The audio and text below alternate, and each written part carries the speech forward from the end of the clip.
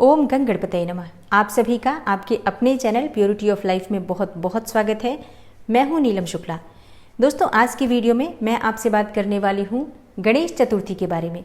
भाद्रपद मास के शुक्ल पक्ष की चतुर्थी तिथि को भगवान गणेश का जन्म हुआ था और इसलिए इसे गणेश चतुर्थी कहा जाता है और भगवान गणेश की विधि विधान से आज के दिन पूजा की जाती है। और इसी के साथ जैसा कि महाराष्ट्र में इस त्योहार को बहुत धूमधाम से मनाया जाता है, तो पूरे 10 दिनों तक भगवान गणेश का जन्मोत्सव चलता है। मतलब गणेश चतुर्थी से लेकर और अनंत चतुर्दशी तक पूरे 10 दिनों तक भगवान गणपति की पूजा आराधना की जाती है। बहुत से लोग हैं जो कि अपने घरों में भगवान गणपति की मूर्ति स्थापित करके और पूरे 10 दिन तक उनकी सेवा करते हैं। कई भक्त हैं जो कि सिर्फ 3 दिन अपने घर में गणेश को विराजित करते हैं, फिर तीसरे दिन विसर्जित करते हैं। इसी प्रकार से भक्त अपनी श्रद्धा के अनुसार भगवान गणपति को घर में लाकर विधि विधान से उनकी पूजा करके और सेवा करते हैं। जैसे कि अगर घर में गणपति विराजित किया है तो सुबह शाम दोपहर तीनों समय भगवान गणपति का भोग लगता है। सुबह शाम उनकी आरती की जाती है, घर में भजन कीर्तन किए जाते हैं, ब्रह्मचर्य का पूर्ण रूप से पालन किया जाता है। मतलब पूरी तरह से शुद्ध और सात्विक आहार, विचार और व्यवहार रखा जाता है। और इस प्रकार से अगर कोई भी भक्त अपने घर में भगवान गणपति को विराजमान करके उनकी सेवा करते हैं तो ऐसा कहा जाता है ऐसे भक्तों की हर कामना पूर्ण होती है।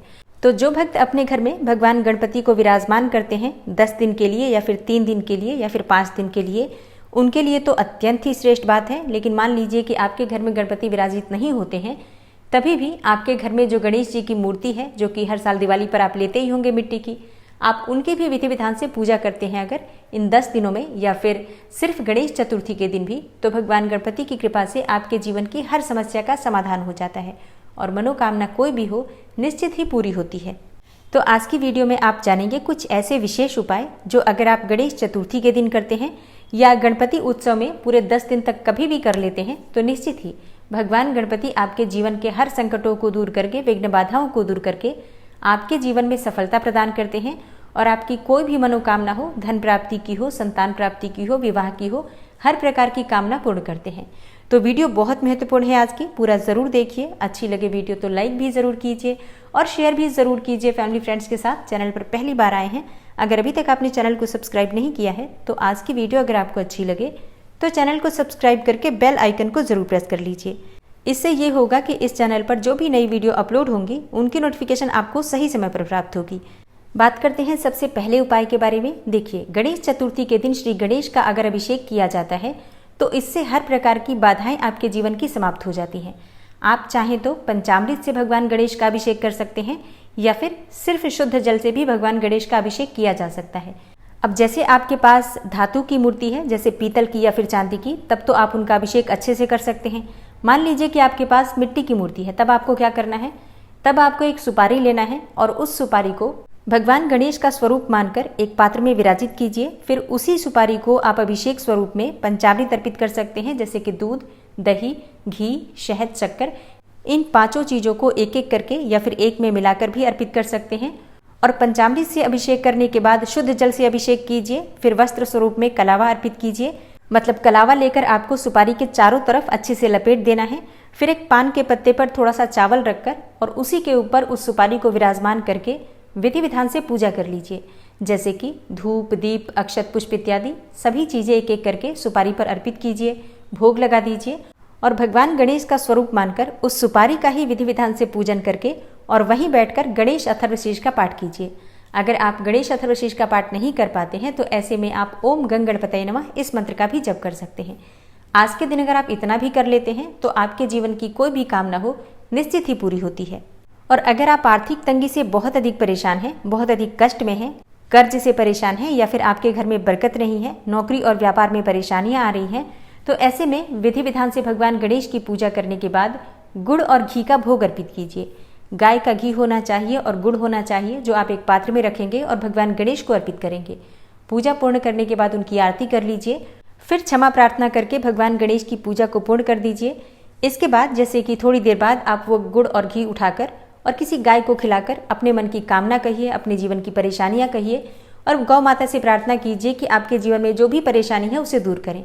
तो गौ माता और भगवान गणपति की कृपा से आपके मन की कोई भी कामना हो पूर्ण होती है, आर्थिक तंगी हमेशा के लिए समाप्त होती है। और अगर आप अपने जीवन में बहुत अधिक परेशान हैं, जीवन में सफलता पाना चाहते हैं, कार्यों में सिद्धि चाहते हैं, नौकरी और व्यापार में तरक्की चाहते हैं, परिवार में समाज में मान प्रतिष्ठा चाहते हैं, तो इसके लिए आपको क्या करना है, आपको लेना है दूर्वा। 108 दूर्वा ले सकते हैं आप। अगर 108 दूर्वा ना मिले तो आप 21 या फिर 51, मतलब अपनी इच्छा के अनुसार कम से कम 21 दूर्वा तो ज़रूर लेना चाहिए। और भगवान गणेश के निमित्त आप एक माला तैयार करेंगे, जैसे कि एक पीला धागा ले लीजिए, उसी में आपको सारी दूर्वा बांधकर और माला का स्वरूप देकर ये भगवान गणेश को अर्पित करना है। अच्छा, आप चाहें तो किसी गणेश मंदिर में जाकर भगवान गणेश को अर्पित कर सकते हैं, या फिर अपने घर में जो गणपति विराजित हैं वहाँ पर भी अर्पित कर सकते हैं।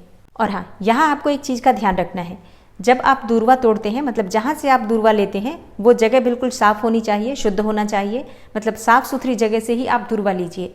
फिर उसके बाद दूर्वा को धोकर और साफ़ करके थोड़ा सा सुखा लीजिए, मतलब कपड़े से सुखाकर, और उस दूर्वा में आपको हल्दी लगाना है। आप हल्दी में थोड़ा सा जल मिलाकर उसी हल्दी को आप पूरी दूर्वा में लगा दीजिए, फिर इसकी माला बनाकर और फिर गणपति को अर्पित कीजिए। इसके बाद भगवान गणेश को मोदक का भोग लगा दीजिए, और जो भी आपसे जाने अनजाने भूल चूक होती है उसके लिए क्षमा प्रार्थना कर लीजिए। फिर आपके मन की जो भी कामना हो, चाहे धन प्राप्ति की हो, संतान प्राप्ति की हो, शिक्षा में सफलता चाहते हो, नौकरी में व्यापार में सफलता पाना चाहते हो, भगवान से कहिए कि आपकी वो इस परेशानी को दूर करके और आपके जीवन में आपको सफलता प्रदान करें, आपके कार्यों में सिद्धि प्रदान करें। और हाँ, जब आप पूजा कर रहे हैं भगवान की, तब पूरे समय भगवान गणेश के मंत्रों का जप करते रहिए। ओम गंगणपतये नमः, ओम श्री गणेशाय नमः, या कोई मंत्र अगर और भी आता है आपको, आप उसका भी जप कर सकते हैं। अगर लड़कियों के विवाह में कोई परेशानी आ रही है, जैसे कि कोई योग्य वर प्राप्त नहीं हो रहा है या फिर मनचाही जीवन साथी की कामना है, तो गणेश चतुर्थी के दिन विधि विधान से भगवान गणेश की पूजा करें। संभव हो तो व्रत धारण कर लीजिए और भगवान गणेश को पीले पुष्प या फिर पीले पुष्पों की माला अर्पित करें, और भोग स्वरूप में भगवान गणेश को मालपुए अर्पित कीजिए या फिर मोदक अर्पित कीजिए। इसके बाद अपनी जो भी कामना है भगवान गणेश से कहिए, निश्चित ही आपकी शादी में आ रही सभी परेशानियां दूर होती हैं। बात करें कि अगर लड़कों के विवाह में कोई परेशानी आ रही है तो गणेश चतुर्थी के दिन क्या करें।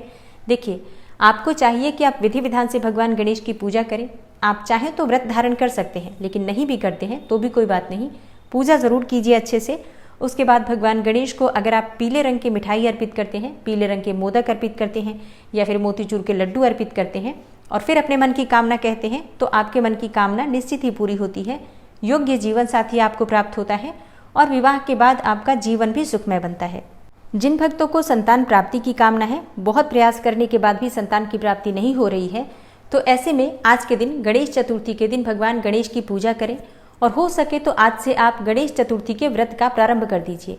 मतलब हर गणेश चतुर्थी पर आप व्रत धारण करके और विधि विधान से भगवान गणेश की पूजा कीजिए। और हाँ, अगर संभव हो तो भगवान गणेश की ऐसी मूर्ति जो कि बाल स्वरूप में होती है, ऐसी मूर्ति अपने घर में स्थापित करके, मंदिर में स्थापित करके और उन्हीं की पूजा करके उनसे प्रार्थना करें कि हे गणपति, आप मेरे घर में बाल स्वरूप में विराजित हो। और हाँ, भगवान गणेश को दूर्वा अवश्य अर्पित कीजिए। संभव हो तो मोदक का भोग लगाइए, नहीं तो मोतीचूर के लड्डू का भोग लगा सकते हैं या फिर गुड़ और घी का भोग भी लगा सकते हैं। मतलब अपनी सामर्थ्य के अनुसार भगवान गणपति की विधि विधान से पूजा करके और संतान गणपति स्तोत्र का आपको पाठ करना है। आप चाहें तो 11 बार भी पाठ कर सकते हैं। बहुत छोटा सा संतान गणपति स्तोत्र होता है, आप चाहें तो 11 बार पढ़ सकते हैं। पूजा पूर्ण करने के बाद उनकी आरती कीजिए और क्षमा प्रार्थना कीजिए।